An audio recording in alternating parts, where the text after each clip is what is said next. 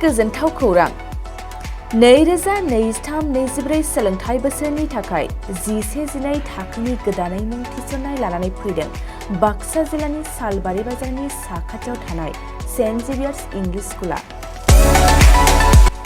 देग्लाय बोसोरनिफ्राय saint जेभियार्स English स्कुलाव आर्ट्स आरो साइन्स आयदानि थाखाय गोदानै फरायसाफोरनि मुं थिसननाया दायो सोलिगासिनो।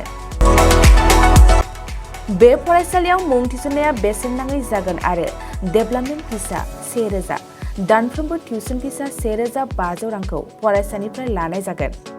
बेजों लोगोसेनो जायफोर फरायसाया मेट्रिकआव 90 जौखोन्दोनि बांसिन मोननाय आरो बिपिएल कार्ड थानाय फरायसाया बेसेन नाङाजासेनो मुं थिसननो हागोन। बबेखानि 80 जौखोन्दोनिफ्राय बांसिन नम्बर लानानै उथ्रिनाय आरो बिपिएल कार्ड थानाय फरायसाफ्रा मुं थिसननायाव 50 जौखोन्दो फ्रि जागोन। बेबादिनो उननि जौखोन्दो लानानै उथ्रिसारनाय आरो बिपिएल कार्ड थानाय फरायसाफोरनो रेहाय होनाय जादों। लोगोसे बे फरायसालियाव फरायसाफोरनि थाखाय हस्टेलनि खाबुबो दं।